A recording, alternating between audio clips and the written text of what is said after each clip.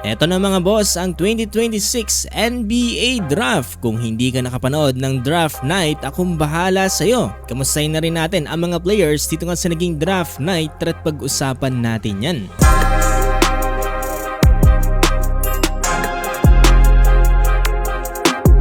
Mula natin mga boss with the first pick of the NBA Draft ngayong 2026. Pinili ng Washington Wizards atong si AJ Dybantsa. With the first pick in the 2026 NBA Draft, the Washington Wizards select Anise Dybantsa Jr. from Brigham Young University. Napakasolid ang kinuha ngayon ng Wizards dahil ayon nga sa mga scouts atong si AJ ay merong 3-point shooting consistency, ball handling against elite defenders at meron ding defensive focus and consistency. So tignan natin mga boss kung paano nga ba siya magbe-blend. Dito nga kasama sila Trae Young at itong si Anthony Davis. For the second pick of the NBA Draft ay pinili ng Utah Jazz atong si Darren Peterson. With the second pick in the 2026 NBA Draft, the Utah Jazz select Darren Peterson from the University of Kansas. Ay isang guard na merong height na 6'5". Para naman sa third pick ng NBA Draft ay pinili ng Memphis Grizzlies atong si Cameron Boozer. With the third pick in the 2026 NBA Draft, the Memphis Grizzlies select Cameron Boozer from Duke University.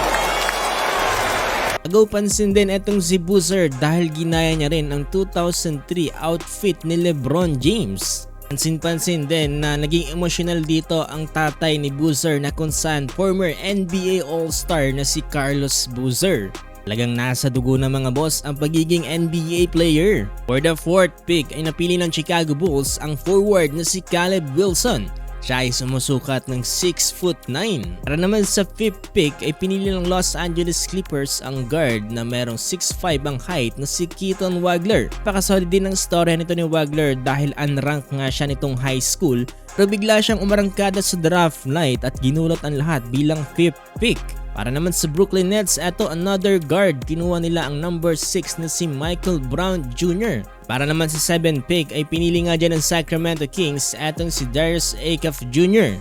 And for the 8th pick mga boss, another guard ang kinuha dyan ng Atlanta Hawks at ito ngayon walang iba kundi itong si Kingston Flemings. Pang puro guards mga boss ang meta ngayon ng mga NBA franchise pero etong Dallas Mavericks ay kumuha lang naman sila ng forward/center.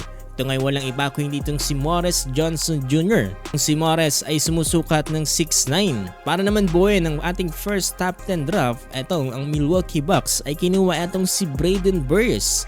Another guard to mga boss with 6'4" ang height.